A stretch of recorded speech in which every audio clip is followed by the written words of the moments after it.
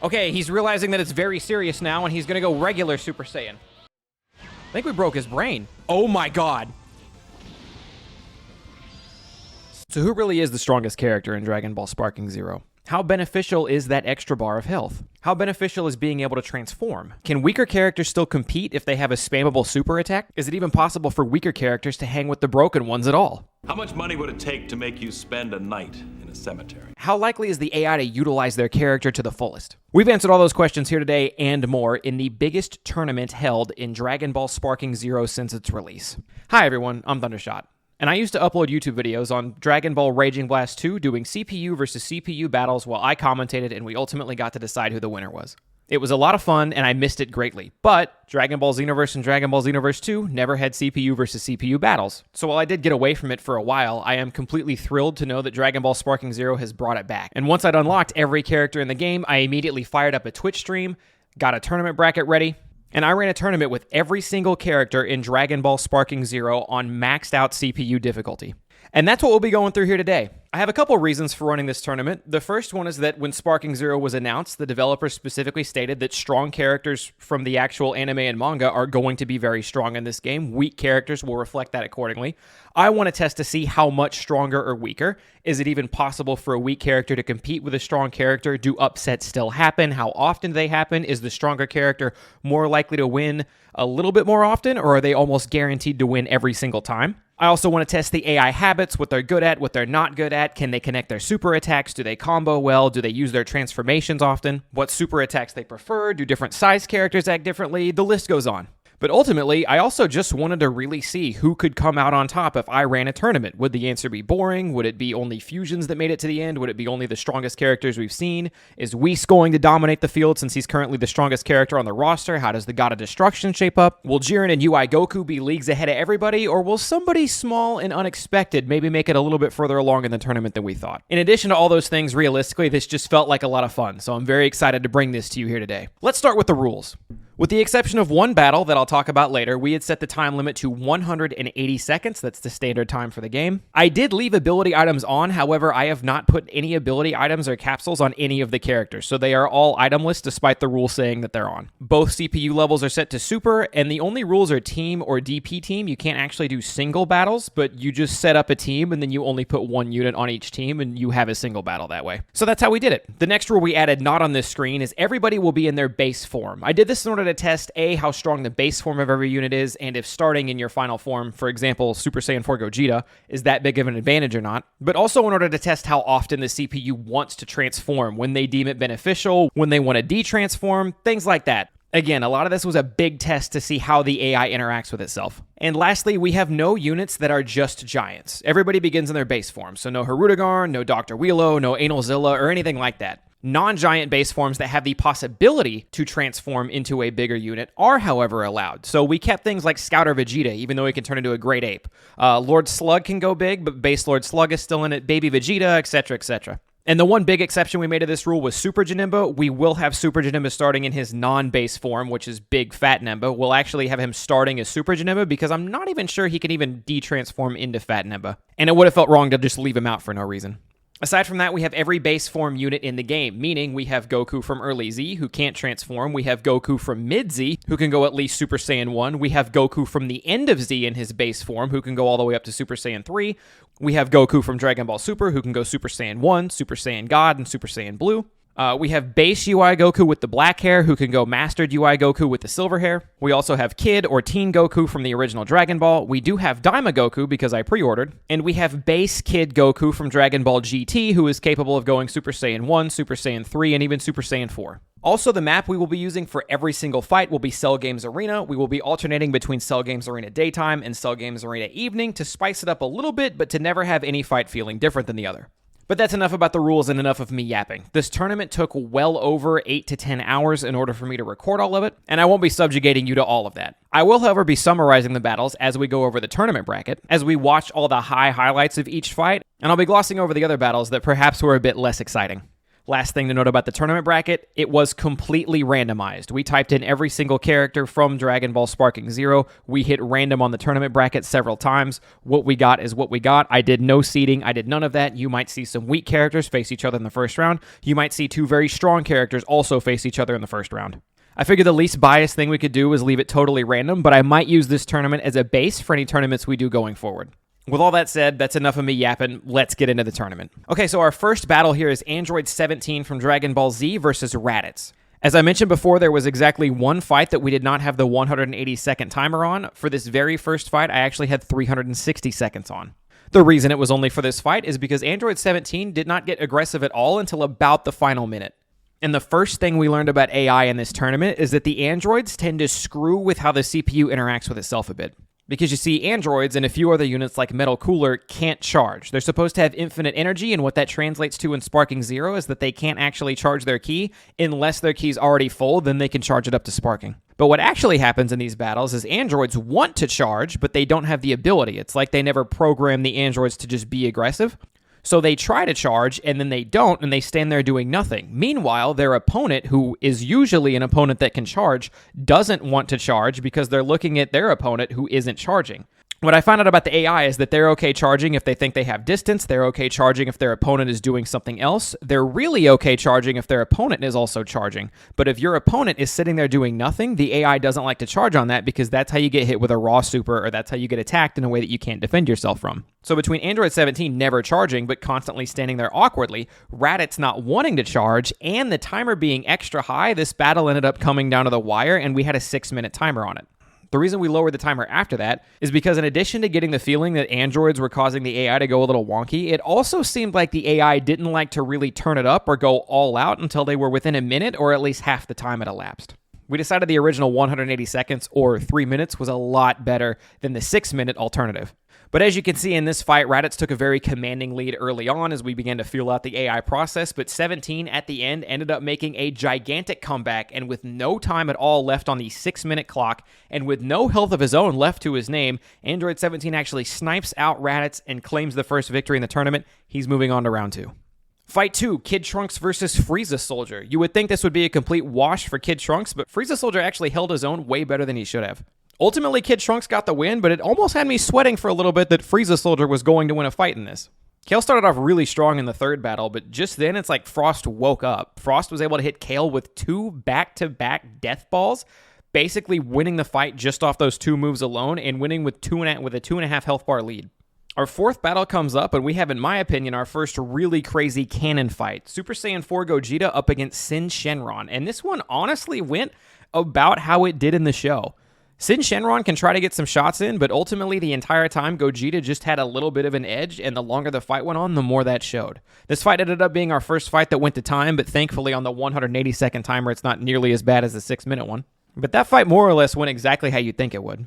Now that first fight with Android 17 and Raditz really did come down to the wire, but here at fight number 5, Piccolo versus Raycoon, this is our second time having an extremely close ending, and you know what? I'm just going to let you see it. Raycoon knocks him up. Throws in a back shot, comes flying in. 12 seconds remain. Raccoon has the health lead. If it ends right now, Raccoon wins it. Piccolo's got ground to make up, but he does. I don't know who wins it right now. I think Piccolo has an advantage. 2 seconds left. Raccoon's got to get a shot in. I warn you, picking a fight with me won't be good. By the skin of his weird little Namekian feelers, Piccolo gets it. In case I didn't point this out earlier, if at any point in time you do want to watch any individual fight from this tournament, or if you would like to watch the entire tournament in full, it's between 7 and 8 hours, by the way, I've actually uploaded it to my secondary channel called Thunder Plays. The link to it will be in the description down below. It is all 7 or 8 hours. I know I told you guys it took me 10-ish hours to record it. This is with all of the downtime in between battles cut out. So if at any time you would rather watch the entire tournament in one go, or at least see an individual fight that you thought went really crazy instead of just the highlight video, which is what this is, the link to that will be in the description down below. Fight number 6 gives us our first ever transformation in the tournament. And what we learn off this is that the AI actually likes to pause for a full second or two before they transform. However, when they transform, they're usually really sick in battle. Nighty night, thanks for coming. Super Saiyan Vegeta will be killing you now. Oh my god! Too bad.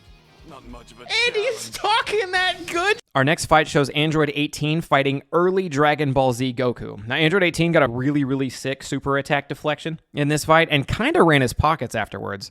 What was nice to see with Android 18 was she seemed to be much more aggressive than Android 17. And I don't know if we just got lucky in this one, if Android 18 might just naturally be a little bit more aggressive than Android 17, or if lowering the timer really worked, but this fight was a lot less painful to go through than Android 17 versus Raditz. After that, we had a really close fight between Metal Cooler and Nappa. Now, Metal Cooler is another unit that doesn't charge, and it's during this battle that it kind of occurs to me, I believe there's an item in the Zenny shop that will make CPUs more aggressive, at least in the melee department, and I'm wondering if I buy that and slap it on CPUs that don't charge, if it might cause them to avoid these weird little awkward middle phases where nobody's charging or doing anything. One awesome thing in this fight was Cooler went down early, but he actually used a maneuver which allowed him to regen a full bar of HP. Another thing worth noting is Nappa actually starts with half an extra bar of health, which was the first time I've seen, I think, so far in the tournament. And honestly, not something I expected, but as you can see, as this fight wraps up, Nappa hits back very hard and ults Cooler directly to claim the victory. Our ninth fight in the tournament is Majin Vegeta versus Captain Ginyu, which had me thinking, if Ginyu swapped bodies with Majin Vegeta right when he got controlled by Babidi, who would be under Babidi's control after the swap? Would it be Vegeta in Captain Ginyu's body, or would Captain Ginyu in Vegeta's body now be under control of Babidi? Also, if Ginyu's in Vegeta's body, would he be strong enough to break out of the Majin control, or is that like a Saiyan Pride thing? Anyway, this fight goes basically exactly how you would expect it to go, with Vegeta kicking the absolute shit out of Captain Ginyu. Like, this one's not even close, and Majin Vegeta is obviously going to run away with it. And of course, Vegeta's gone sparking. No! No! He hit it! Captain Ginyu hits the body swap on Majin Vegeta! Danny, thank you for the raid, bud! Captain Ginyu hits the body swap on Majin Vegeta, and now Vegeta's trying to mount a comeback, but what are you going to do in a body like that? Oh my god, never mind then. Captain Ginyu, good win. Ginyu hits the body swap, and he's moving on to the next round. Holy smokes. For our next fight, we actually have Daima Goku in action, who I haven't really seen any of. They don't have him dubbed yet, so it's kind of adorable that he's still voiced in Japanese. But the ending to this fight got really weird, okay? I want you to pay good attention to both of their health bars as I show you this clip. Yamcha blocking all those attacks. He's playing defense because he has the health advantage, but not for long. The chip damage is starting to work, and Daima Goku takes the lead with 4 seconds left. Buffs himself up. Yamcha, 1 second. He's going to stall out, and he lost at the last second. Wait, he won? Did I look at the health bar wrong?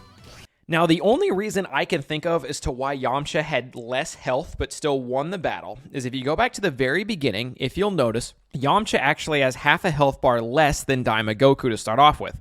Yamcha's a weaker character. He starts off with less health. It's a bit of a trend in the game, even if it's not the most consistent one, as we'll see. But it got me thinking that maybe it wasn't based off of how much total health you had left. What if it was based off of the percentage of your max health that you had left? So technically, because Daima Goku started with more HP, even though he had more of a health bar at the end of the fight, technically Yamcha had a higher percentage of his 100% total health remaining. I'm not completely sure on this, it's just a guess. It could also just be a bug in the end of the fight. Maybe the health didn't fully register until a second or two before the fight ended. I'm not 100% sure. Just a theory. Fight number 11 is Super Janemba versus Master Roshi. And oh man, this poor old dude. This fight went exactly how you thought it would, in that the match started and then... Oh shit, never mind, Roshi won. Moving on, Future Gohan takes on his grandfather from another timeline, and he's able to defeat him by using the power of Super Saiyan, something weirdly enough Bardock does not have in this game. I get this as Dragon Ball Super Bardock. I guess I'm just wondering where Dragon Ball Z Bardock is. I didn't actually know he wasn't in the game until I bought it, and he just wasn't there. But yeah, Bardock doesn't go Super Saiyan in this game because it's not Z Bardock, it's Super Bardock, and Super Bardock never did that. Good win for Future Gohan, though. The transformation was sick. Fight 13, Zamasu versus Nail, wasn't close. Zamasu dominated, which is kind of expected. Up next, Unfused Piccolo tries to hold off Universe 10's Rosie, but alas, to no avail. Fight 15 is Babidi versus Evil Boo. What? Is that you, Boo? You look so very different. Interesting. Kill you again. Yo! I like the interaction they had there, but with how strong Evil Boo's been in the past, Babidi doesn't really seem like he'll stand a chance. Or you would think. Babidi surprisingly pulls it off here. partially due to the fact that Evil Boo flew directly in front of an ultimate of Bobity's by mistake, but still, Bobity starts with low health, he's typically not a fighter, so even though I would have liked to see more of Evil Boo in action, it was a pleasant surprise to see Bobity get an upset. Up next, we have Sword Trunks able to go Super Saiyan against Dr. Gero, and he squeaks by in a pretty close one, but it was a fight that kind of felt canon. I feel like if Trunks would have fought Gero in the show, he definitely would have won, but as to how close, who's to say? You know, a game like this is about the best we're ever going to really get to finding stuff like that out, and it's why I like doing these AI fights so much. Fight 17 is Mecha Frieza versus Goku Black, and Mecha Frieza goes up really, really, really big, alright? To the point to where you think the fight is completely over. Just then, Goku Black begins mounting a huge comeback, and just as he gets rolling, if he takes this, it's over. And, ooh, he blocked it, but the chip damage is incredible. Still taking damage, a little bit of damage at least, even if you block an attack.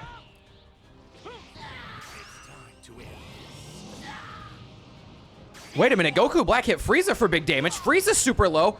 Goku Black blocks the attack. He has literally 1 health. Literally 1 HP as he's trying to chip Frieza down. Frieza's down in the dirt. Frieza's getting knocked away. Goku Black follow up for the kill. Frieza. Oh my god. I'm the strongest in the universe. Simulated danger for entertainment purpose. In the next one, we have End of Dragon Ball Z Vegeta, aka Buu Saga Vegeta, up against Super Gogeta from Dragon Ball Z. Now, Vegeta's never really been a slouch in any of these games, but you would fully expect Gogeta from Dragon Ball Z, the Super Saiyan Gogeta, to fairly easily handle Vegeta. That being said, this fight goes way differently. Vegeta actually smokes Gogeta, and it's not even close, really. One of the bigger upsets we've had so far, for sure. In Fight 19, Dodoria smacks Goldo around, making it look easy. Fight number 20 is Namekian Saga / Android Saga Goku, and he's up against Jiren, and this fight goes exactly how you'd think it would. In the next fight, we have Future Trunks versus Kui. I want to take a quick moment as this fight starts to point out that Future Trunks' name has changed a lot. So in this game, the Future Trunks that we know, aka Trunks from the Android Saga, is now known as Sword Trunks, alright? Sword Trunks comes from the future to the Android Saga. We then have Melee Trunks, which is Trunks from the Cell Saga after he's lost his sword, but this is still the Trunks from Dragon Ball Z. Then we have Trunks from Dragon Ball Super, which is the same Trunks just in Dragon Ball Super, and his hair is blue.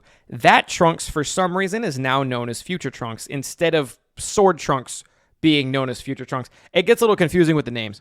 I'm just going to call him Dragon Ball Super Trunks. But anyway, as you can see, Kui is cooking the hell out of Dragon Ball Super Trunks, to the point where you legitimately think he has his fight in the bag. Trunks finally goes Super Saiyan and wakes up before he's able to perform 2 ultimates, which ends up winning him the fight as he barely squeaks by Kui, another unit who I did not expect to get anywhere in this tournament. Thankfully, he didn't, but man, was Kui way closer than he should have been to moving on to round 2.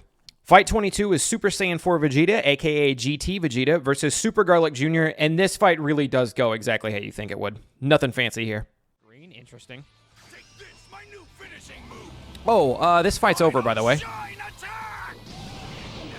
Vegeta fucking walloped him at the end. Never underestimate me again. Won't let scum like you get away with this. Up next is Fat Boo versus Super Trunks, and another fight that actually feels kind of canon. We never got to see Trunks versus Fat Boo, but if we did, it kind of feels like it would go like this. Trunks puts up a decent fight, does everything he can, but ultimately, Fat Boo claims the W. Up next, we have a big fight. This fight very well could have been the finals, but because we randomized the seeds, here we are having it in round 1. It is Dragon Ball Super Gogeta, capable of going Super Saiyan and Super Saiyan Blue up against Ultra Instinct Goku. Keep in mind this Goku starts off in Sign, aka the form with only the black hair. He is able to transform into the silver-haired UI Goku if he so wishes, just as Super Gogeta starts off in base, but as I said, can go Super Saiyan or Super Saiyan Blue. Important thing to note here, Gogeta, being a fused character, means he actually starts off with an extra bar of health, which is a lot for UI Goku to overcome. As the battle gets underway, UI Goku starts off very strong, but then Gogeta hits the Big Bang Kamehameha, which takes Gogeta up huge in the health department. But just then, things really begin to heat up. Just want to show you I have it. All right, UI Goku is completely immobile.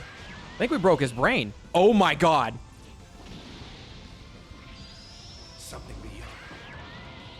Okay, he's realizing that it's very serious now, and he's going to go regular Super Saiyan. Okay, UI Goku kind of ate that hit. No dodging there. He only has to overcome 3 entire health bars. They're both playing very safe. This one might go to time. You can de-transform. Don't do that. Oh, he went for it. He went for the kill. UI Goku got to step it up here. They were reading each other's auras. Yeah, trying to get it beat. All right, we've got Sparking Super Saiyan Gogeta. We got Sparking UI Goku. And he got connected with It's all over.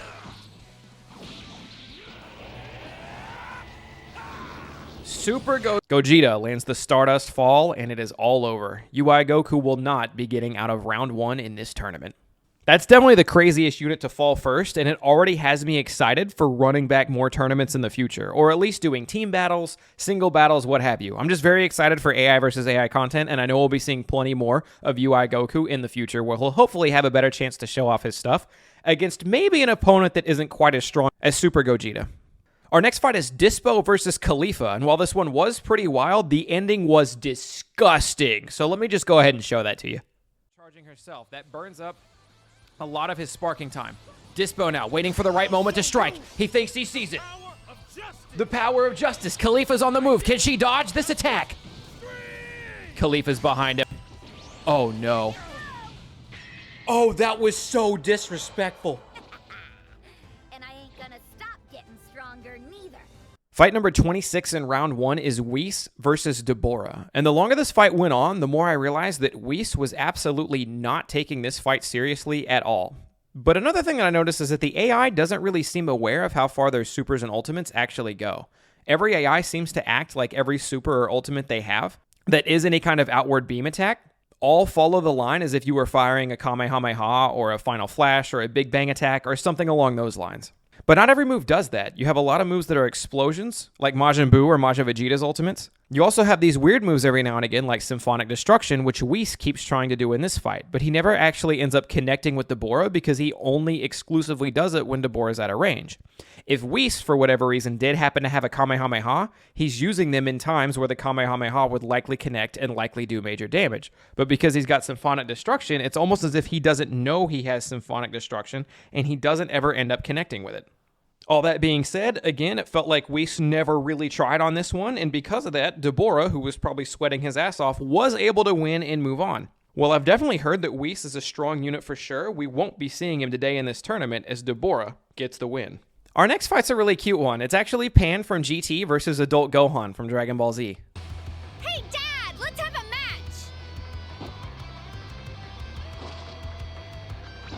Always got time for you, honey. I like that they have that little sparring session introduction and Gohan and Pan are like, doing the father-daughter thing. It's really sweet and adorable, and I just like the wholesome connection and the interactions they were able to do with a lot of these intros, particularly among family members. Now, obviously, Gohan is much stronger than Pan, but it's a sparring session with his daughter. Gohan will surely go a little bit light, take it easy, and have a fun match out there with his kid, right? Right? No HP Pan right now. Gohan going Super Saiyan 2? Oh my god! Gohan, it's your daughter, for God's sakes! What are you doing to her?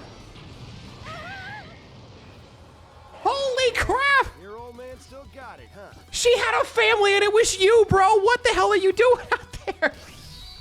He went Super Saiyan 2 and then hit her with an ultimate Kamehameha. Like, what the f— Oh my god, she's dead.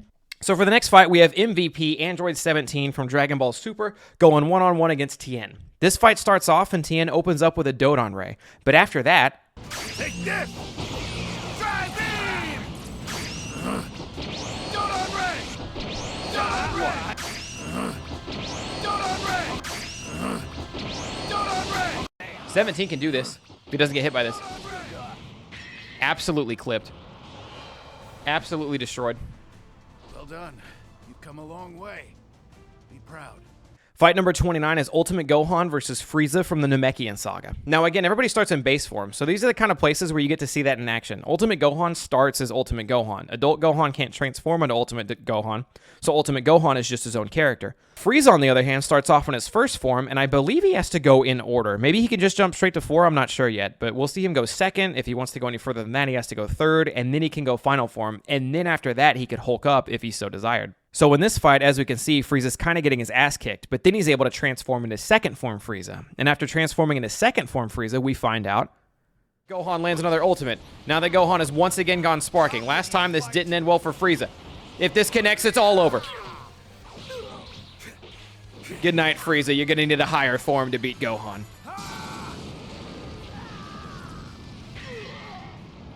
There she goes. Wow, that was quick. That nothing's different, and he loses. In fight number 30, Teen Gohan versus Oob. Teen Gohan is able to knock down Oob to 1 health bar, and one thing I like about this is Teen Gohan historically in these Budokai Tenkaichi games tends to be pretty freaking strong.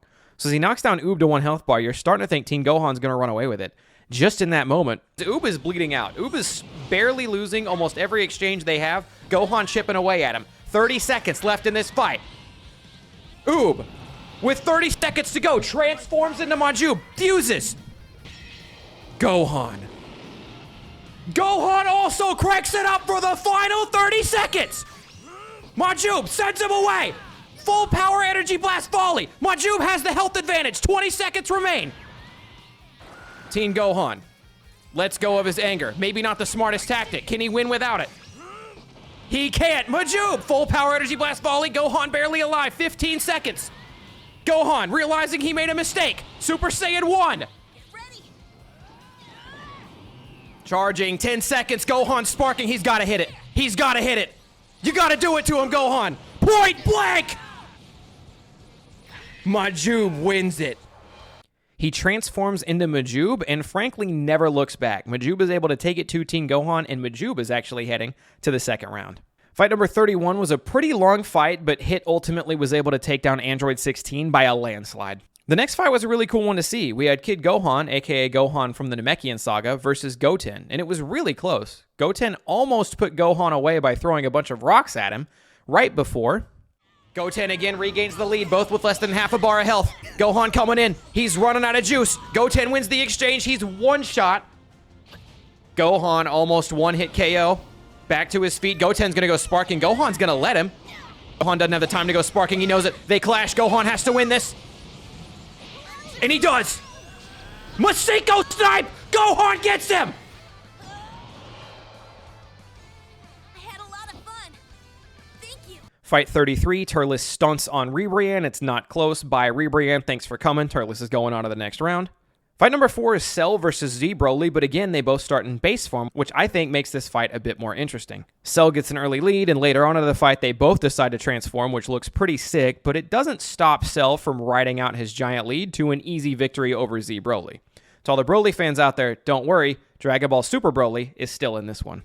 The next fight is Cell Saga Vegeta, aka Early Vegeta versus Cabba. Now, as this fight gets underway, I want to point out something that's a little funny to me. And again, it has to do with the naming. Just like how Trunks and Future Trunks and Sword Trunks are kind of named a little weird, especially compared to past games, they name some of the Gokus and Vegetas a little weird compared to past games as well. So the first version of Goku from Dragon Ball Z is called Early Z Goku. This one can't transform. It makes perfect sense.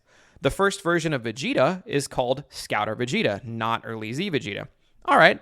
It was always Scouter Vegeta. We've always known him as Scouter Vegeta. That also makes perfect sense. The second form of Goku we're aware of is called Mid Goku. It's from the middle-ish of the series of Dragon Ball Z. This is late Cell Saga / early Android Saga Goku. And he's capable of going Super Saiyan. Meanwhile, the next Vegeta in line is still called Early Vegeta, because the first Vegeta is called Scouter Vegeta. The second Vegeta isn't called Mid Vegeta for some reason. He's called Early Vegeta.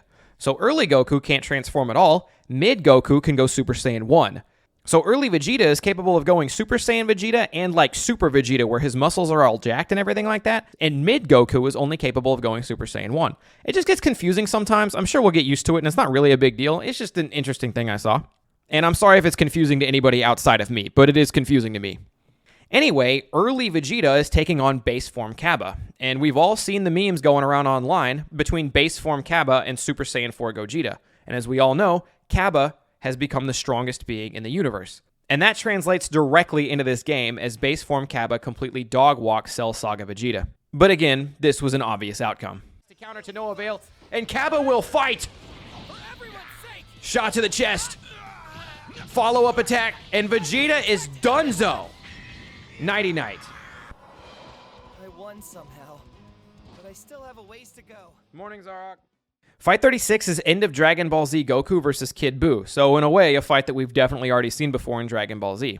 I was actually very worried about Kid Buu because he's been a menace in many a Dragon Ball game he's been in. He's usually very fast attacking, he's usually a little short, so it's harder to land certain attacks on him, and overall, a pretty big annoyance, especially if you play Dragon Ball Fighters.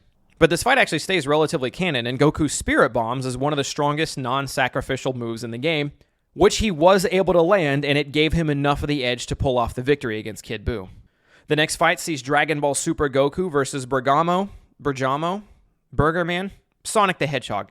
Anyway, this fight goes as expected. And very similarly to the last fight, Dragon Ball Super Goku hits an even bigger and badder Spirit Bomb, dropped on Bergamo's head to give him the W. Fight 38, Jace versus Android 19. I know everybody was waiting on this one. This is a huge fight we've already gotten a lot of requests for, and it's finally here. Jace gets up early. Android 19 happens to hit a health drain, which steals Jace's health, gives it to Android 19, and gives Android 19 the lead, but ultimately Space Australia is able to come out on top. Up next, Dragon Ball GT Goku versus Beerus. Keep in mind, Dragon Ball GT Vegeta is only Super Saiyan 4. There's no base Vegeta. He doesn't go Super Saiyan. He is an adult man, which is nice, but he's just always in Super Saiyan 4. There's no actual GT Vegeta. It's just Super Saiyan 4 Vegeta. GT Goku is GT Goku. He starts off as a kid. He can go Super Saiyan 1. He can go Super Saiyan 3, where he's still a kid, but he's Super Saiyan 3. And then he can transform into Super Saiyan 4 adult Goku from that form. But he starts off as a kid, and the AI is a little fickle with when they transform. This Goku never did, and it was a pretty easy victory for Beerus. Fight number 40, Fuse Zamasu versus Kid or Teen Goku from Dragon Ball. Zamasu transforms, almost a perfect mirror of the last match where Kid Goku was just outmatched by a much stronger counterpart. And just like that, all 3 Kid Gokus have been eliminated in round 1. So that was fight number 40, and that was the end of round 1. And I just want to point out how big this tournament is. Even though we're not using every individual character, like you're not getting Vegeta and Super Saiyan Vegeta and Super Vegeta and Super Saiyan 2 Vegeta from the Buu Saga and Majin Vegeta. They're not all separate, right? As I said before, we've taken every character that has all those forms, and we're just using their base form for this tournament. And even with that, there are still so many characters in this game that this tournament has totaled up to 103 fights in total. Not only that, because we had a bit of an oddball number of characters to make a bracket with, a lot of characters got a bye. You might be wondering where your favorite character is or why you haven't seen them yet, even though the first round is completed. A lot of characters got a bye. So I will be referring to the round that just happened as round 1, and now we're going into round 2. But if you would like, you could think of that as a preliminary round. And those are the units that didn't get out of the preliminary round. And keep in mind, we didn't seed anything. It was all completely random. So if your favorite character's been knocked out, I'm sorry, but I will be taking requests for team battles, tournament ideas in the future, and things of the like. So if you have any requests you would like to see your favorite character in the future, please feel free to leave it in the comments down below. And as I mentioned earlier, if you want to watch this tournament in full, the entire 7 to 8 hour session is up on my alternate channel right now, and the link to that is in the description. But enough about that. Let's move on to round 2 and see the last of the characters we haven't seen yet. Again, the number of characters we had was a pretty awkward one. So round 2 actually has almost as many fights in it as round 1. Round 1 had 40 fights. I believe round 2 has 32 fights in it. Round 2, however, is officially our top 64. So let's get into it. Our first match sees Cooler, who had a bye in round 1, up against Dragon Ball Z's Android 17. These two were dead even until the final 30 seconds of the battle when Cooler transformed and just barely got a few extra hits in before time expired. I like this fight a lot because it really seemed like Transformer was the tide turner in this one as it came down to the wire. In fight number 42 of the tournament, Frost is able to easily defeat Kid Trunks. And the more this tournament goes on, maybe it's a fluke, maybe it's a one-time thing, maybe they're just getting unlucky, but it really feels like most Kid characters are just not very strong in this game. It makes sense, but at the same time, I'd like to see them perform a little bit better in the future, and I do hope this is just a bit of a fluke in the tournament. In the next fight is our first time seeing Kefla, who had a bye in round 1, up against Super Saiyan 4 Gogeta. Kefla never transforms, and she holds her own for a long while, but this fight was a foregone conclusion. Up next, we have Videl, who had a bye in round 1, up against Kamikalo. Piccolo fused with Kami, who defeated Raccoon in round 1. Yeah, Piccolo didn't hold back in this one. Fight 45 shows Lord Slug, who had a bye in round 1, up against Dragon Ball Super Vegeta. Slug gets a major lead early, but just when all hope seems lost for Vegeta,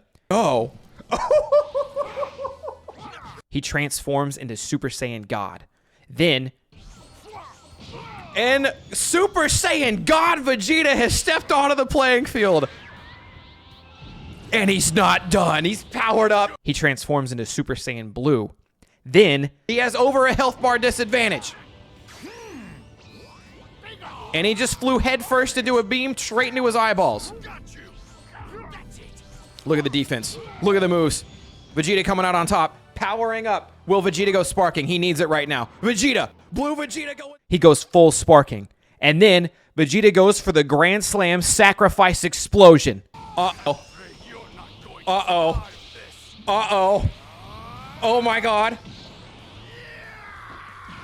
Is he in it? No!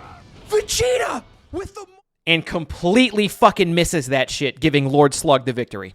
For the second round consecutively, Android 18 doesn't seem to have near the Android stall issue Android 17 was running into, but after a hard-fought battle, she's completely overwhelmed by Nappa, making Nappa 2 for 2 against chargeless enemies, as Metal Cooler from round 1 couldn't charge either. Fight number 47, Zarbon, who had a bye in round 1 versus Captain Ginyu. Now, this fight is insane because I don't know if it's just like happenstance or completely random how Ginyu does this, or if this is actually Ginyu's like stable fighting style that they programmed into the AI. But this second fight goes exactly as the first one does.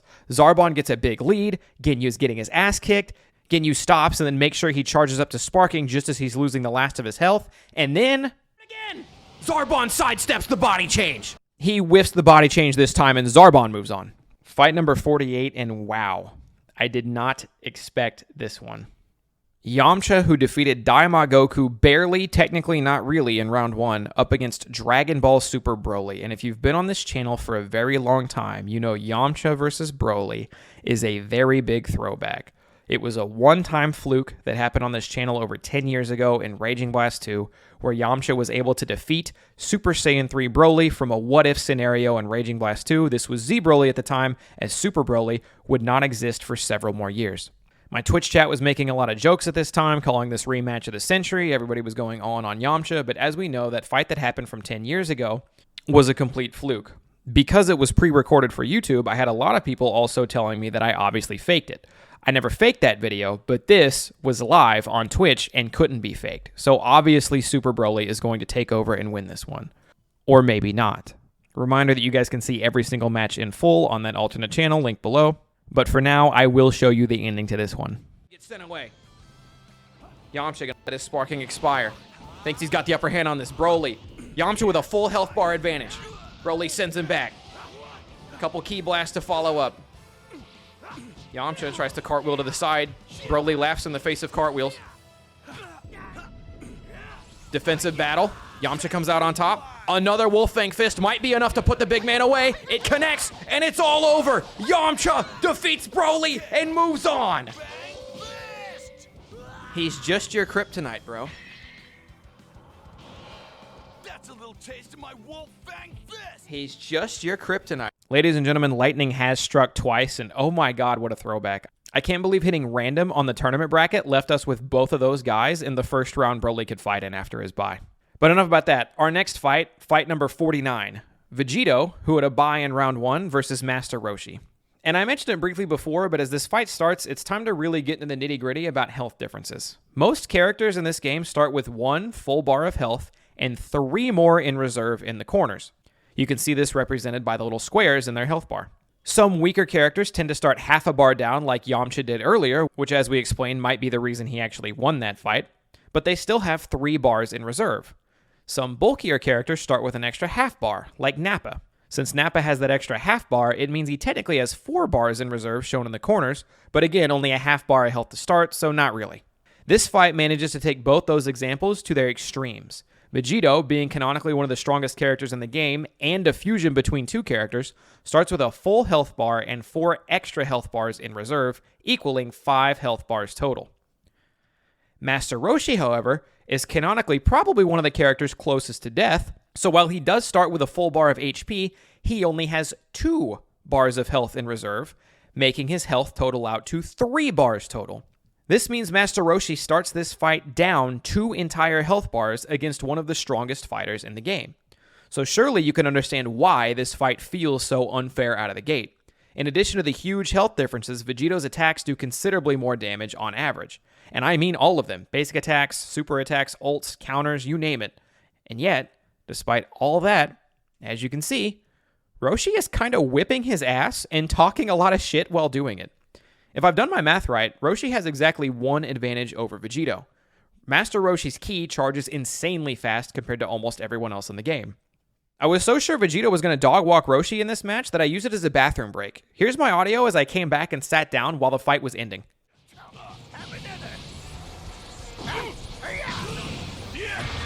can't even compete with an old man.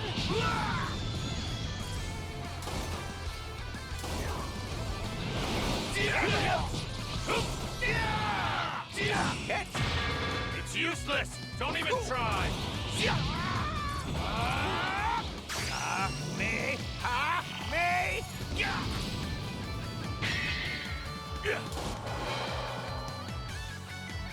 Oh my fucking god, what happened? That's right. I'm great and I know it. Oh my god, what happened?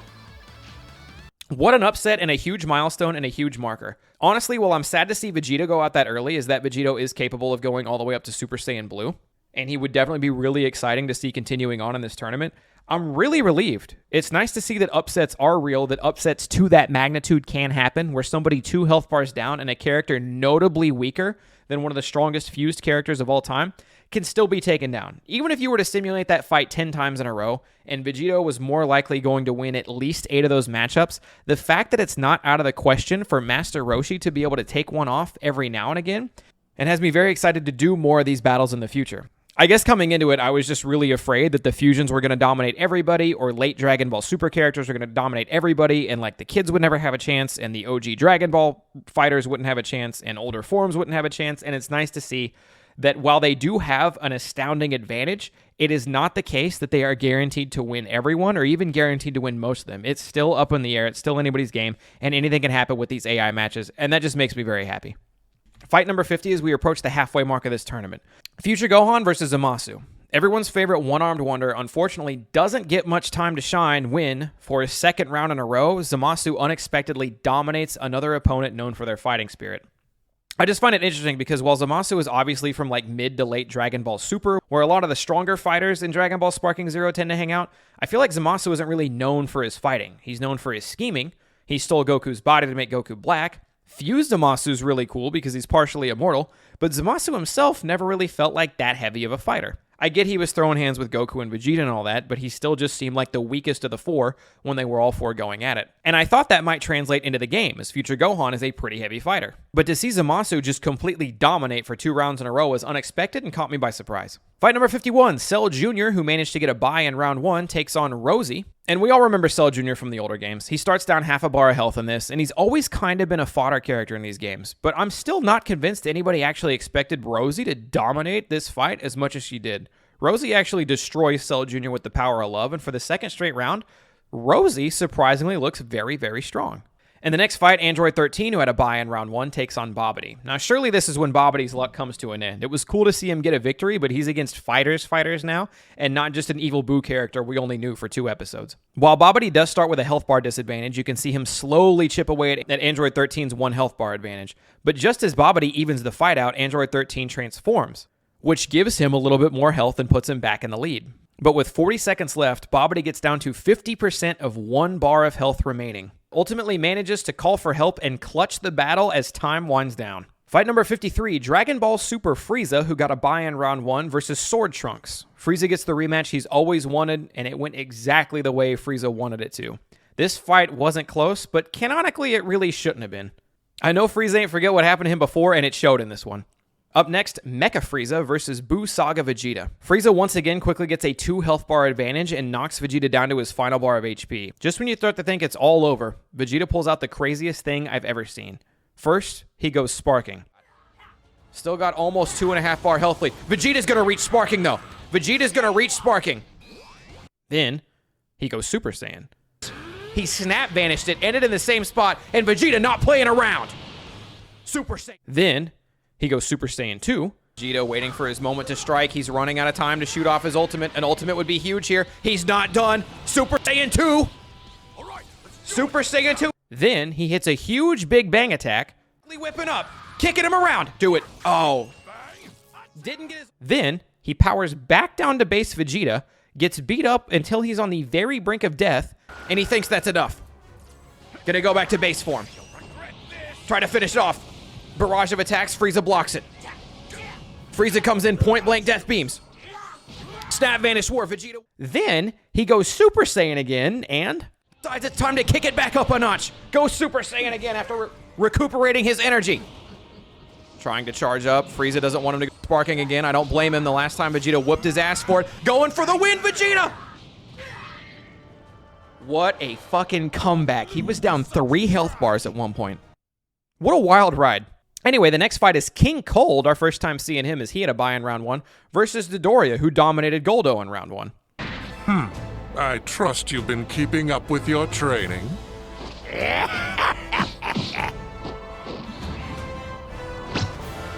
Yes, Your Majesty.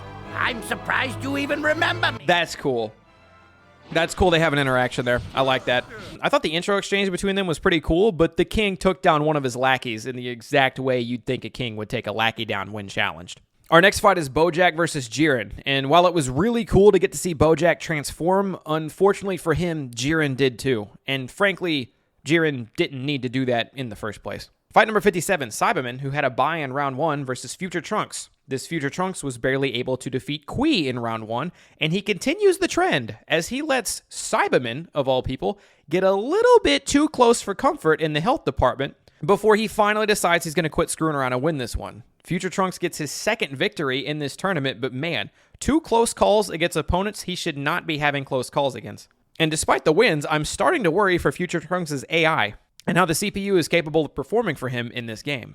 Our next fight shows GT Vegeta, aka Super Saiyan 4 Vegeta, going one-on-one with Fat Boo. After a very back-and-forth fight, Vegeta gets Boo down to very low health. But just as he has him cornered, coming in for the killing blow with no HP left, some other people care about, Boo just went sparking. An ultimate here can end the game.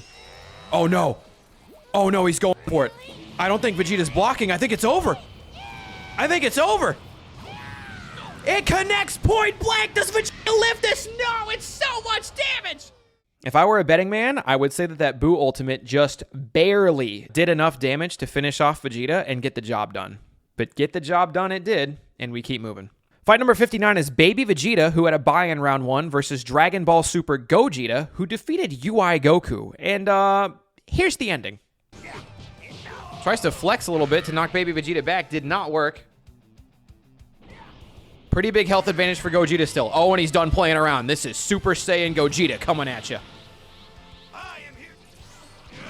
Snap vanish, and the beatdown has begun. Oh, you're in so much shit, brother. Oh my good golly gosh, this is bad news for you. Good night. Thanks for playing. That's the best you've got. Fight number 60, Birder, the fastest man alive, against Khalifa, who just defeated Dispo in round 1, who was also the fastest man alive. I'm not going to lie, I'm a little bit upset that Dispo didn't win that fight, because if Dispo would have won, we would have got Dispo versus Birder, which I bet would have been pretty sick. But Khalifa must be the queen of speed demons, because after knocking out Dispo in round 1, she easily handles Birder in round 2 as well. So while the fight between the two speedsters would have been cool to see, clearly Khalifa just has their number. Our next fight is Kakunsa, who had a bye in round 1, versus Deborah. Deborah, coming off of beating Whis of all people, you'd think he would have prepared for this a little bit, but it turns out Deborah's real kryptonite is love. This leaves Ribrianne as the only member of the Universe 10 trio not to make it to round 3, but yeah, Kakunsa kind of waxes Deborah. Fight number 62, Adult Gohan versus Tien. Well, the match starts out strong as both competitors jump up in the air before Tien shoots a Dodon Ray, and then...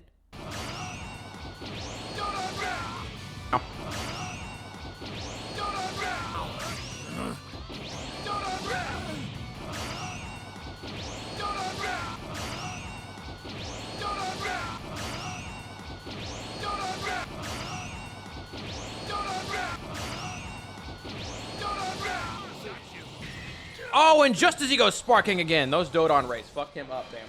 Our next fight shows Krillin entering the scene for the first time as he had a bye in round 1, and he's taking on Ultimate Gohan. This one really came down to whoever hit the final ultimate move as they both had sparking at very low HP, but in the end... Oh my god.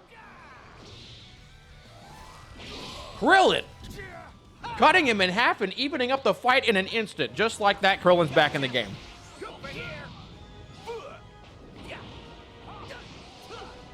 Just like that, Krillin's back in the game.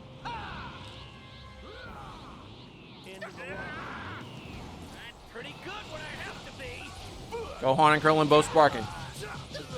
Gohan with the clear advantage. Uh-oh, it's over. Whoops, the fight's over. Nice try, Krillin. Later, dork. Gohan pulled it off. Fight number 64 shows the debut of Gotenks, who had a bye in round 1, up against Oob, who was able to barely edge out Teen Gohan in round 1. Oob. Ooh, too little, too late, but he's trying it. Majuba's made an appearance, and he's gone. Maybe waited too long on that one. Power, you'll regret it. Our next fight is our first time seeing Chaozu, who had a bye in round 1, taking on Hit. This fight felt really unfair in the bracket, and it felt just as unfair during the fight. Hit is dominating Chaozu. It's not even close. I think the only thing Chaozu could even attempt at this point to try and win it would be, it is all over. Oh my god. Oh my god. Oh my god. Oh my god. Oh my god. It's two full health bars. It's 2 full health bars. It didn't kill him. It didn't kill him. They're both low. Hit. Shotgun. Misses. Oh shit, he did it. Oh wait, it didn't matter. Fight number 66 sees Kid Gohan versus Turles. And this was probably a record for one of our fastest fights in the tournament, but Turles did not mess around with Kid Gohan. Our next fight sees Yajirobe, who had a bye in round 1, taking on Cell. Cell was absolutely taking care of business, but just as he was about to put Yajirobe away for good with under 1 minute left in competition, Yajirobe busts out a Sensu Bean, filling him all the way back up to beyond what his starting health was.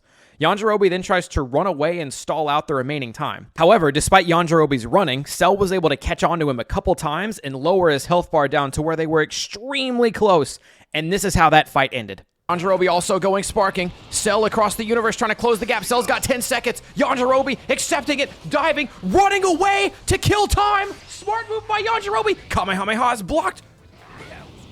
Cell's win. Oh, wait, no. It's close. Yajirobe still got the advantage. Yajirobe talks shit. His time expires, and Yajirobe barely heals him off. Else can tussle with the great Yajirobe? Nobody. Holy shit. Up next, the debut of Toppo, who had a bye in round 1, taking on Base Cabba. Now, Base Cabba makes an interesting choice early on here as he begins to go Super Saiyan. And as he does this, Toppo proceeds to give him the giant hands, but then Cabba remembered where his real power lies. He's his strongest at Base Cabba. Down 2.5 bars of health with no HP left, Base Cabba does Base Cabba stuff and begins mounting the biggest comeback we've ever seen, right up until the finish.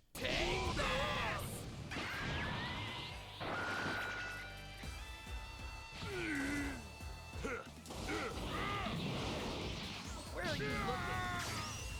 All right.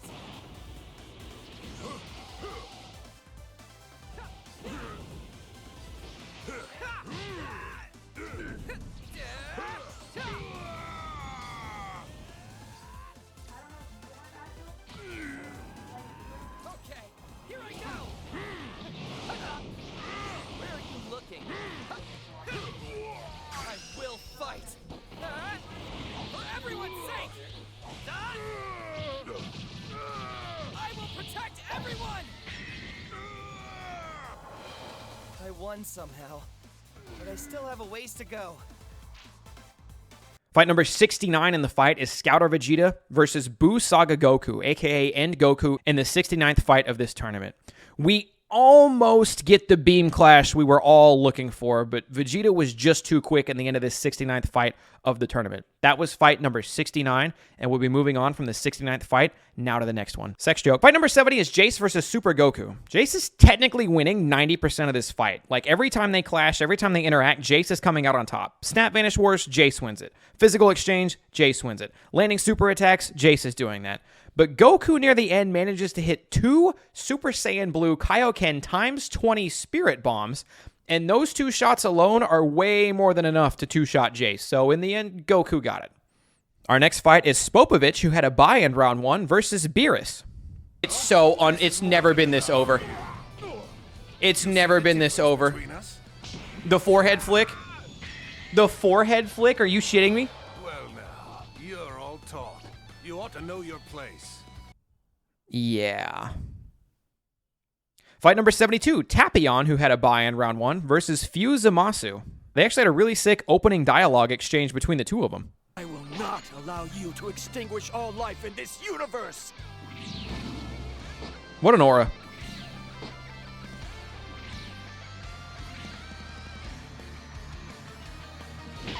You misunderstand. Exterminating all mortals is the only path to peace. They made a dialogue exchange between Tapion and Merge Zamasu.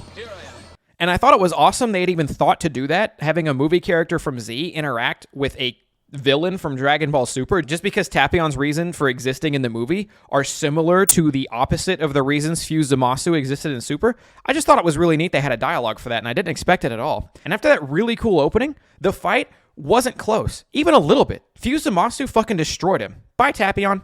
And just like that, we have wrapped up round 2. So from this point forward, round 3 onward, nobody else has a bye. Everybody who is in the tournament has at least one victory, and we move on to our top 32. In addition to the lack of buys, we will finally start seeing rounds get cut in half every single time because there are no more people being added in, so round 3 is not nearly as big as round 2 or round 1, which were both gigantic rounds with a lot of fights. What I'm trying to say is round 3 is when we start to separate the men from the boys. Round 3 is when things really start to heat up, and I'm looking forward to seeing how this tournament plays out now that we're really getting into the nitty-gritty of it.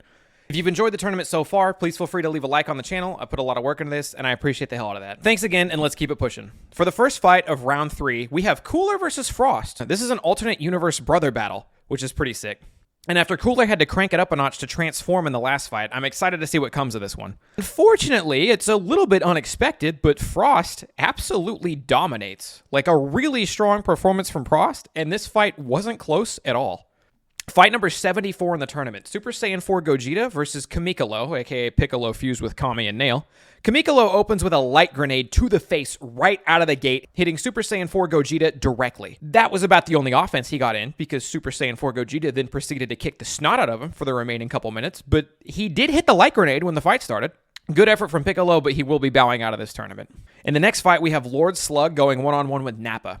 Nappa goes up big, but with less than a minute left, Slug does the unthinkable and transforms into our first giant in the tournament. Giant Slug is very strong, and he was definitely mounting the comeback on Nappa, but unfortunately ran out of time just before he was able to take the health lead. I said it during the live stream recording, but I do firmly believe that once he transformed into Giant Slug, there wasn't a lot of stopping him. I assume giant characters are going to be very broken in CPU AI battles, and I absolutely believe that with another 15 to 25 seconds, Slug would have taken the lead, and on an unlimited timer, Slug ultimately would have put down Nappa. But he waited a little bit too long to transform, and Nappa was able to hang on, and Nappa continues a very strong run in the tournament thus far. Fight 76, Zarbon versus Yamcha. Pretty uneventful. Zarbon kind of dog-walked Yamcha, but you know what? Yamcha took out Dragon Ball Super Broly from the tournament, so I think he can go home happy. In the next fight, Master Roshi, who has 3 very strong but very unexpected wins, goes up against Zamasu, who has 3 dominant performances. And man, Zamasu is just very, very strong. This fight might have been a little bit more even if Master Roshi wasn't forced to start down a health bar, even though that never really stopped him before, but here's the end of the match exchange. Good smack. Gets countered. Oh, it's all over. Roshi dodges. Roshi, 1 HP in a dream. Rock gets blown up by Rock. 1 HP in a dream. Roshi again. He's got to charge, man. Maybe transform. Can't even compete with an old man. He will talk shit to the grave, though. Holy shit.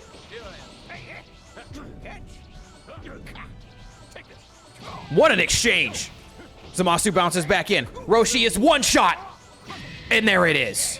Zamasu continues the domination trend. Fight number 78, Rosie versus Bobbity. 2 competitors who I honestly don't think anybody would have had making the top 32, especially considering neither of these fighters had a bye. They both have 2 wins at this stage of the tournament. But with 2 full health bars left, Rosie snipes Bobbity with a Love Symphony and ends his run. A much better showing in the tournament than I ever expected out of Bobbity. I didn't expect him to get 1 win, let alone 2. And also very surprising how dominant Rosie has been. Rosie might actually have a chance at this thing. For the next fight, it's Dragon Ball Super Frieza versus Buu Saga Vegeta. It was during this fight that someone in Twitch chat mentioned that Prince Vegeta is actually Prince Vegeta IV. I believe they state that in the Broly movie. And the more I thought about it, the more I think that tracks. Not only because of his lineage, obviously, but also because at any given time in Dragon Ball after the Saiyan saga, Vegeta is roughly the 4th strongest fighter around. And the more you think about that fact, the more you realize how true it is. This makes it a fun fact for everyone who isn't a huge fan of Vegeta. They won't like that fact at all, and it's not fun for them. Anyway, here's the ending to this fight. It's pretty sick. Vegeta going sparking, Frieza couldn't stop it, he was on the other side of a mountain. That's dirty of you to say, but you're right, yeah.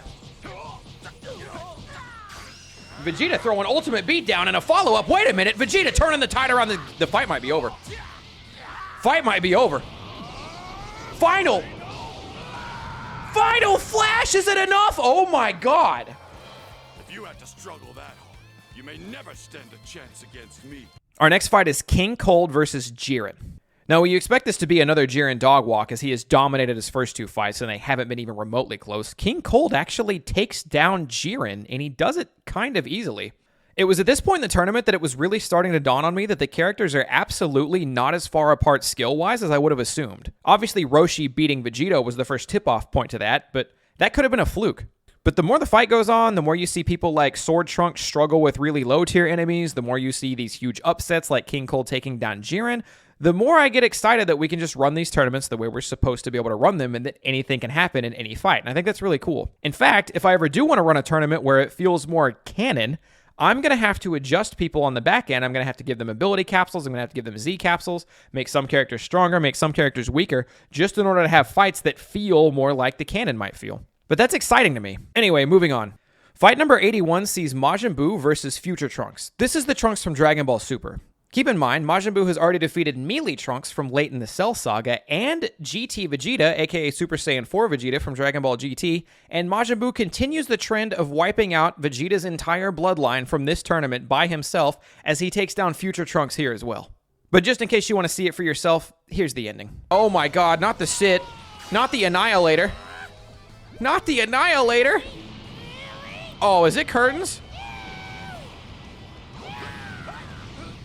Trunks flew into it, dog. Trunks flew into it. Again, that Trunks is a fraud. That Trunks is a fraud. He had two very easy opponents, and he barely squeaked by to round 3. Our next fight is Dragon Ball Super Gogeta versus Khalifa.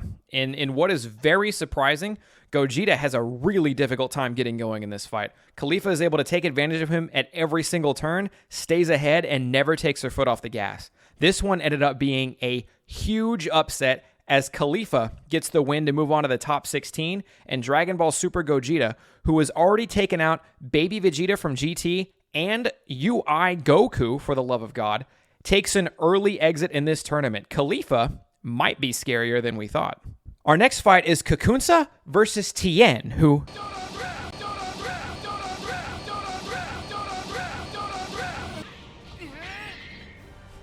Tien just spams Dodon Ray all fucking day.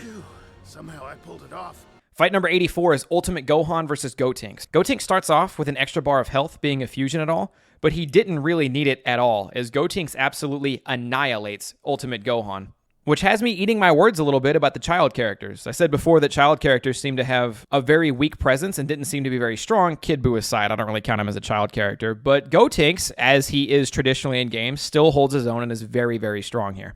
Gotenks moves on. Our next fight is Hit versus Turles. It's not even really worth looking into. Hit wins this one easily. Fight number 86, Yajirobe versus Base Kaba. And it really came down to the wire, as you can see. The back and forth was wild, but we all know Yajirobe has that Sensu Bean. So here's what the nail-biting final 23 seconds of this fight looks like. Yajirobe with a slight HP lead as the last 23 seconds are upon us. Yajirobe can eat a Sensu Bean and basically guarantee his victory here. Kaba knocks him back. Yajirobe peppered, 15 seconds left. The health bars are practically even. Yajirobe swing and a miss. Base Kaba, nobody home. Kicks Yajirobe into the sky. I believe has a health advantage with the Ki Blast. It's incredibly close. Yajirobe, 3 seconds. I don't know who won. I won somehow. I still Kaba! have a ways to go. By the skin of his balls, Kaba wins it. Remembering that Scouter Vegeta was just able to defeat End of Z Goku, aka Buu Saga Goku, in his last battle, he's really only gone one step up from that one. So is Scouter Vegeta capable of taking out back-to-back Kakarots? No, not even close. And our final fight of round 3 is a huge one. The Clash of the Titans. Beerus versus Fuse Zamasu. Both these competitors have had crazy strong rounds in every single fight that they've had so far. After a very even, well-matched opening, Fuse Zamasu starts to get a little bit of an edge as he takes a small lead before Beerus gets in a quick nap right in the middle of battle, regaining a whole health bar. This nap and the health advantage led to an insane ending to this fight. But as you can see, the God of Destruction's moving on to the next round. All right, that was the final fight of round 3. We are now moving on to round 4, the top 16 competitors, the final 16 trying to make it to the Elite 8.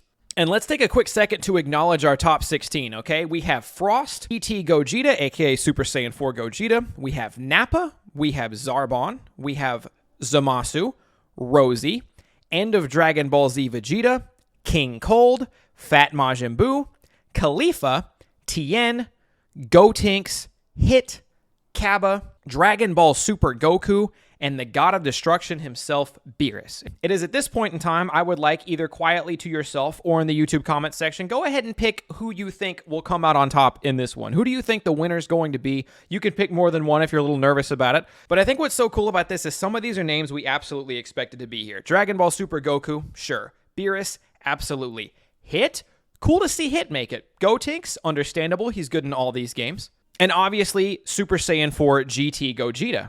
We have a couple names here in the middle that, like, maybe they'd make it, maybe they wouldn't. Frost is a nice surprise to see. End of Dragon Ball Z Vegeta is cool to be in there. Fat Majin Buu is usually hit or miss on if he's good or not. But there are a couple names that I don't think anybody expected to make it this far. Nappa and Zarbon both making it this far is insane. Really nice to see Rosie out this deep, and also base Zamasu before being fused. I don't think anybody would have put him in their top 30, let alone their top 16. Shoutouts to Tien for representing some of the weaker Z fighters as well. I know anything can happen in these tournaments, and I know a lot of your favorite characters have probably already been knocked out, but it's very, very cool to me that anything can happen in these tournaments, and I can't express enough how much I'm looking forward to doing more of these going forward. But speaking of going forward, it's time for round 4. It's time for the top 16, and to open us up here, we've got Frost versus Super Saiyan 4 Gogeta. Now, Gogeta has not allowed a single fight to look even remotely close. He's been just as dominant as you would think he would be. Super Saiyan 4 Gogeta, traditionally one of the strongest characters in the history of Dragon Ball. But as we get into this one, you'll notice the fight starts off pretty normally, but then at one point, Frost just takes over. And once he takes over, he doesn't look back at all. It's like Super Saiyan 4 Gogeta kind of rolled over and died here. Frost does not make this fight close even a little bit. Once he wakes up, it is completely over for Super Saiyan 4 Gogeta. It almost doesn't make sense, to the point to where there was a rumor that got started. It was going around the Twitch chat. It says Super Saiyan 4 Gogeta might have actually thrown this round on purpose, so that way he wouldn't have to face the legendary base Cabba in the finals. And while I would have liked to seen Super Saiyan 4 Gogeta go further, it makes perfect sense as to why he wouldn't want to get embarrassed by base Cabba, and I don't really blame him for throwing to Frost in this fight. Fight number 90 in the tournament. Second fight of round 4, Nappa versus Zarbon. Nappa has been very strong this entire tournament, but just as push really comes to shove with Zarbon, Nappa completely freezes up. He had a huge lead, which he ended up throwing, and once it comes down to the finish, he fails to clutch it. Pretty boy Zarbon is moving on to the top 8. The next fight is Zamasu versus Rosie. Unmerged Zamasu has destroyed basically every fight he's had in the tournament so far.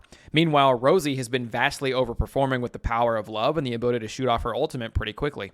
But she hasn't been overperforming nearly as much as Zamasu has. Zamasu's crazy level of hate going one-on-one with Rosie's power of love with the help of Ribrianne.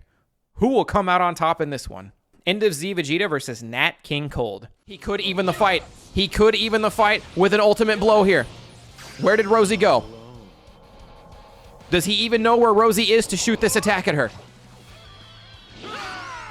The power of hate completely whiffs. Rosie is fine up there. I don't know what she did, but she ducked it. And the fight is over. Love prevails again. All rise in the name of love. Oh, sorry. You can't stand. Will Vegeta finally be able to avenge his people against the great King Cold? Well, what we do get to see is King Cold's sick-ass ultimate yet. This is it. Oh my god, King Cold's ultimate. Wait a minute, Vegeta's in trouble. Mecha Frieza, you've already been eliminated. What the fuck? This ult is sick! That was my first time seeing it, and it looked really sick. And in order to counter that, Vegeta ends up transforming to Super Saiyan to crank it up a notch. But all that happens just before Vegeta kind of gives up, and King Cold wins it.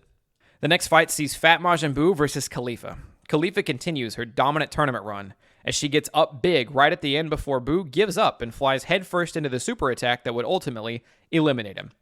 I guess he got a little tired. In fight number 94, Tien, exact thing. Gotenks trying to go sparking, but the Neo Tri-Beam's coming for his face. Gotenks overpowers it with a big bang attack. Ultimate. Spirit Gun. Spirit Gun from Gotenks to Tien eats it. It's over. Dodon Ray spam goes down. Loses the spam war against Gotenks. About time somebody would finally be able to stop that guy from Dodon Ray. Really good showing from Tien, making it to the top 16. In the next fight, we have Hit versus Base Kaba. Hit has had an insanely good run in this tournament thus far, minus that time he got blown up by Chiaotzu. But how do you manage to defeat Base Kaba and all of his power? Well, now that Hit has a massive lead and time is winding down pretty quickly, let me be the one to show you. Oh no. Hit able to mostly block it? I think. Kaba. Gonna go back down to Base Kaba. He has 35 seconds in a dream. But again, he's spiked. Hit has won every one of those exchanges. It has never been close. Kaba, you ain't got the time.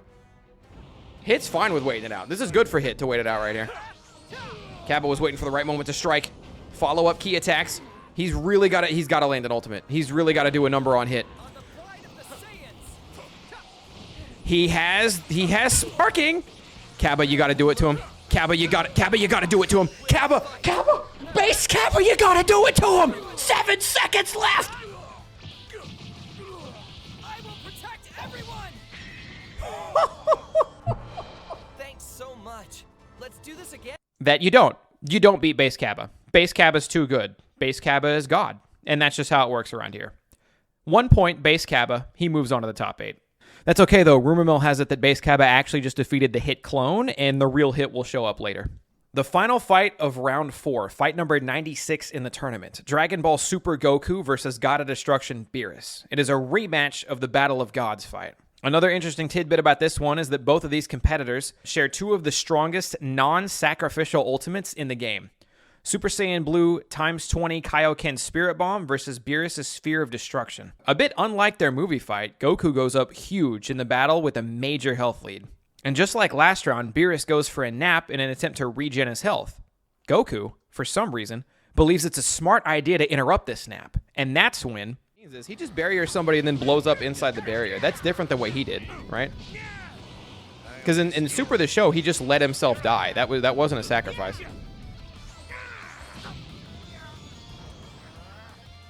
All right, Goku is whipping the shit out of Beerus, by the way. He's got about a bar and a health advantage. But Beerus has got... Uh-oh, Beerus looking to put him away.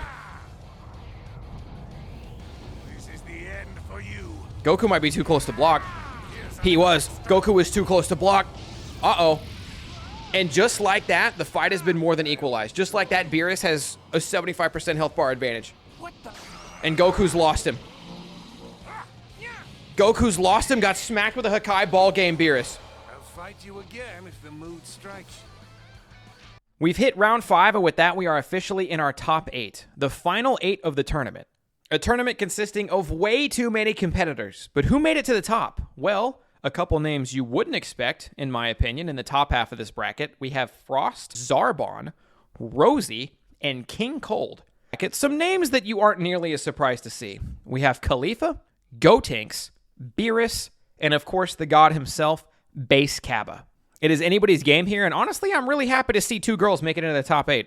I feel like there was a time when these Dragon Ball games weren't so nice to them, so it's cool to see that this kind of thing happens now. As we get to these final fights, I might be a little bit more liberal with showing you guys more of the action, as these are the fights that are the most important in the tournament as we wind down to the end here. But to start off, we have Frost versus Zarbon. And I'm really just going to show you how this one ended. Zarbon just went sparking again. Zarbon gonna land this. Wait a minute, it's not over yet. It's not over yet. Big damage to Frost. Zarbon still down a bar of health. Again, we haven't reached the final 60 seconds. It's got to be coming up. Oh, there it is. Final 60 seconds. Zarbon spam attack. Frost able to dodge it and block. Frost comes in. Death race to the chest. What an insult. Zarbon really good at using his supers. Blast it. It's close. 45 seconds. Less than a health bar on each end. Zarbon one shot, and there it is. Down to the wire. Relentless, aren't you? Zarbon did absolutely amazing in this tournament and wildly overperformed. And while he did have a bye round in round 1, and probably the easiest road to the top 8 in total, I don't think anybody actually expected him to get here. And as I've said before, I'm happy things like that can happen in this game. But Frost moves on to our final 4. In fight number 98 of the tournament, I had gave Rosie the advantage personally going into this fight, as King Cold has a very slow charge rate, and Rosie's is rather fast, so anytime they're both charging, Rosie's more likely to hit Sparking, her ultimate, or even her super attacks first. But in this fight, it was actually King Cold who was the one who finally had enough hate to overcome the power of love.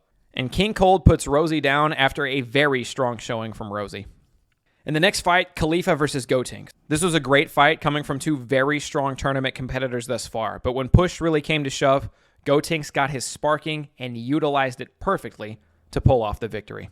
And in the final fight of round 5, the final fight of the top 8, fight number 100 in the tournament, the god himself, Base Kaba, versus Beerus, the god of destruction. It's anybody's game here.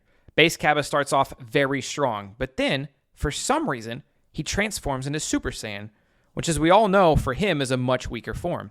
And he never really untransformed once he went Super Saiyan. And the longer he stayed in Super Saiyan, the more we realized that Beerus is just much stronger than Super Saiyan Kaba. He needed to be in base form if he wanted to win this one, but he never went back down. Beerus was able to mop up Kaba easily once he transformed and finished the entire fight. It's a weird throw by Kaba, but my guess is that he stopped taking it seriously after his arch-rival, Super Saiyan 4 Gogeta, became eliminated. Here we are, round 6. It's the semifinals. It is the top 4. This is a single elimination tournament. There is no third place. There is no consultation prize. There is no loser's bracket. If you lose, you are out. We have had a lot of great competitors with a lot of great showings, but our final 4. Frost versus King Cold, and on the other end, Gotenks versus Beerus. There can be only one winner. There can only be 2 competitors in the finals. Let's find out who those are. First things first, Frost is taking on his alternate universe dad, King Cold, and of course they have an intro dialogue for this.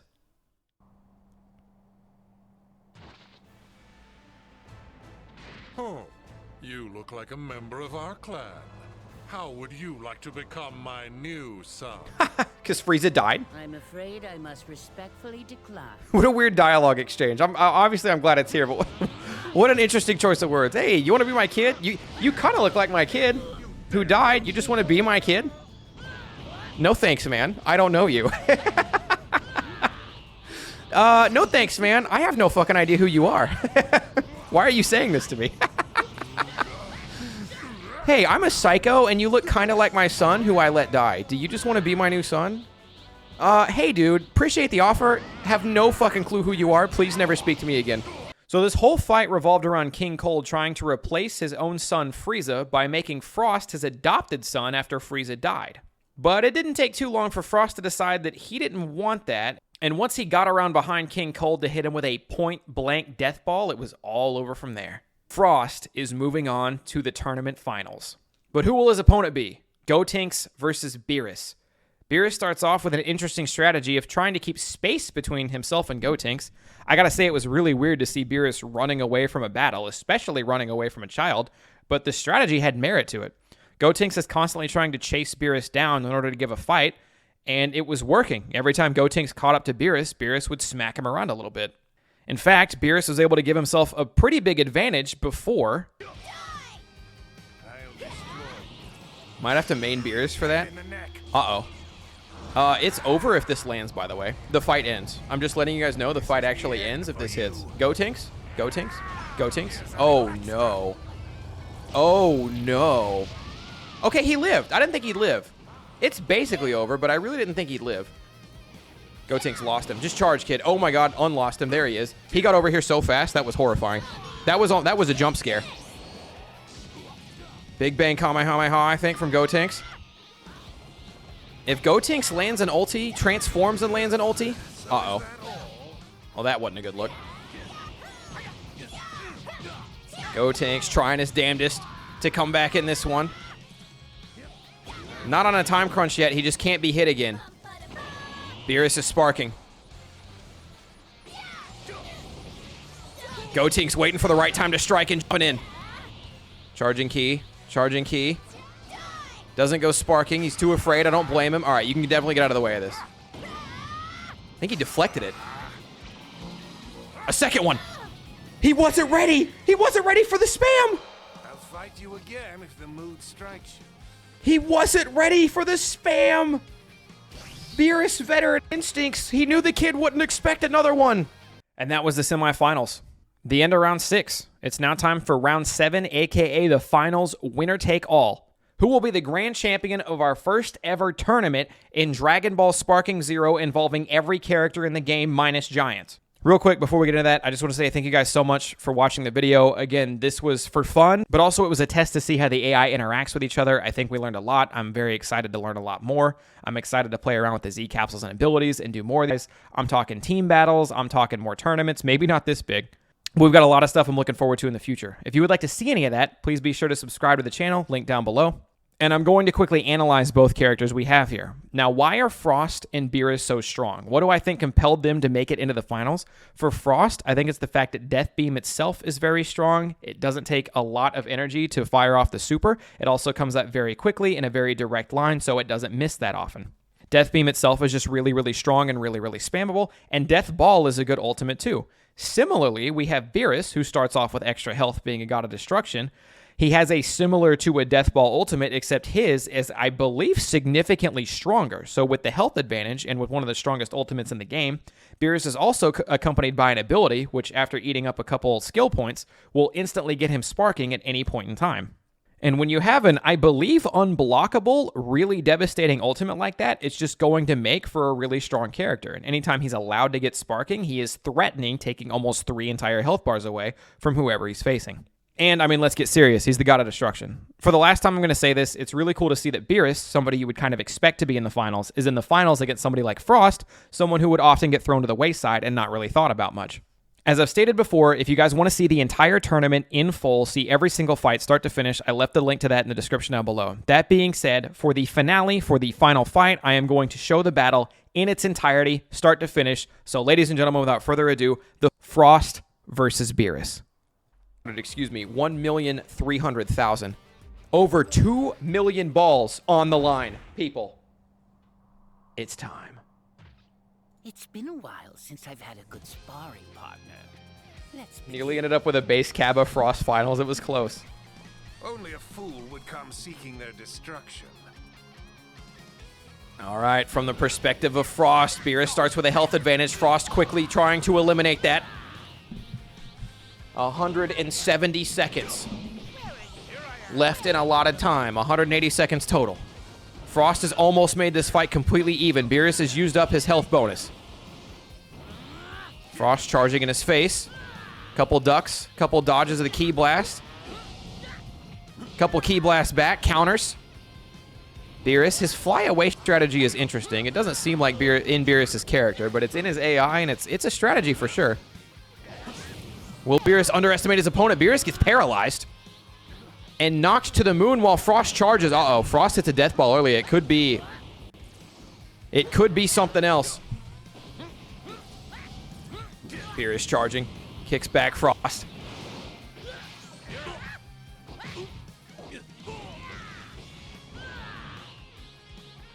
Frost charging. Frost is going to go sparking, and Beerus can't stop him. Frost is sparking. Oh, Beerus went to sleep. Beerus went to sleep and got a bar of health back. Beerus went to sleep and got a bar of health back. Purple Hollow. Uh-oh. Uh-oh. The God of Destruction turned the fight in a matter of seconds. Frost point-blank death beams. It's showtime. Death ball. Beerus is right above him. Can he dodge this? Beerus doesn't dodge the death ball. Beerus eats the death ball.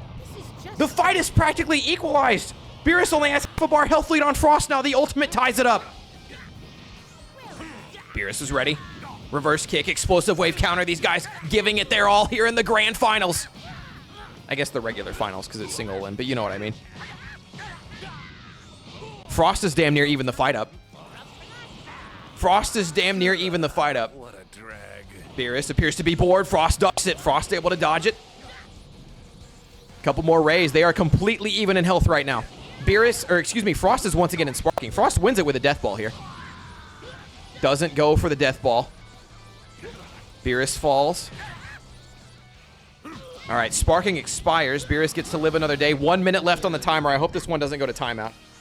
Beerus gets spiked. Frost Frost is doing it. Picks him up, tosses his ass to the moon. Death Beam. Frost, as low health as he possibly can be. Beerus sends him flying. Beerus is sparking. Oh my god. If this hits Beerus, he dies. If this hits Frost, he dies. Oh my god! Death Beam hit! Death Beam went under the Destruction Blast and hit! Death Beam went low, it ducked the Hakai, and Frost, by the skin of his weird-looking little balls, gets the W! And there you have it. Down to the wire. Down to the last attack. An ultimate attack versus a super, but Frost was able to shoot under the ultimate and snipe Beerus out just before he was completely blown away by Beerus' Sphere of Destruction. What a tournament, what a match, and what a... Oh, hey, wait a minute. Oh, how could I forget? Frost won the tournament, but he's not the champion. There's only one champion in the Dragon Ball world, and if you want to be the man, you got to beat the man. So, ladies and gentlemen, Frost can't win this until he defeats the one, the only, Hercule Satan, everybody. I must say it is an honor to battle such a fabled warrior. Let's do our best to make this a match for the books. Did you hear that? Who do you think you are? Some kind of fan? Frost has heard the tales of Hercule Satan. Just a novice. Frost has heard the tales of Hercule Satan. He told him it was an honor. Eat this. Mr. Satan immediately surprising Frost.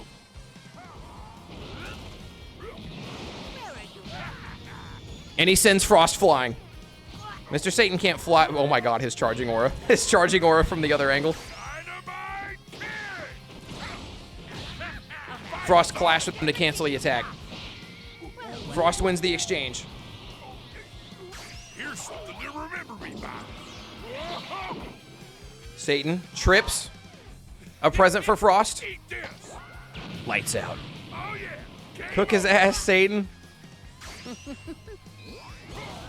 Death Beam. I think it hit the rock. I don't think it hit Hercule. Here's something to remember me All right. by. Satan's really into these presents. Eat this. Oh yeah. Game over. Game Boy prize never fails for real.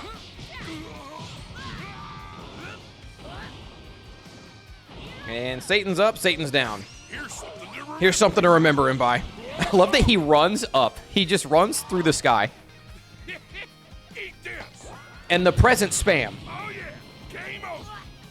The present spam is working. Hercule is even the fight despite starting off down a health bar. Here's something to remember. You're just a novice. Frost tried to sidestep it, but you can't avoid the present landing in your hands. Eat this. Oh yeah. Take a shot every time. What do you guys think that noise is when First Form Cell and Frieza and Frost walk? You are. Dynamite kick. Oh my god, he connected with dynamite kick.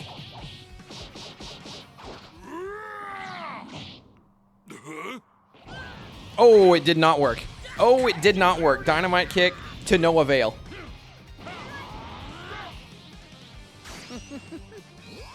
Death Beam. Ooh, that one connected. Kind of. No way I lose all my balls to this. Uh-oh. Uh-oh. Satan's poisoned. That's a lot of damage, gamers. Looks so good. Seems my power was a bit much. Satan, you can't let him go sparking or you lose here.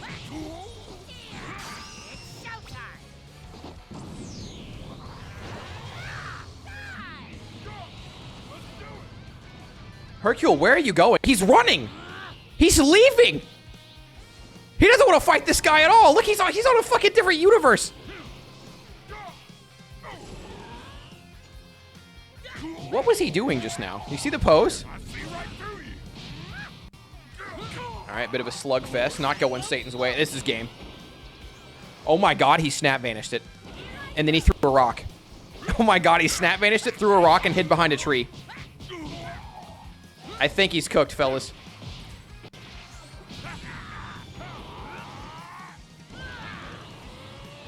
He's gone sparking. Oh, he's cooked. Oh, he dodged it. Now I'll finish you. Hercule? Hercule! No way. That doesn't. Hercule! Boo!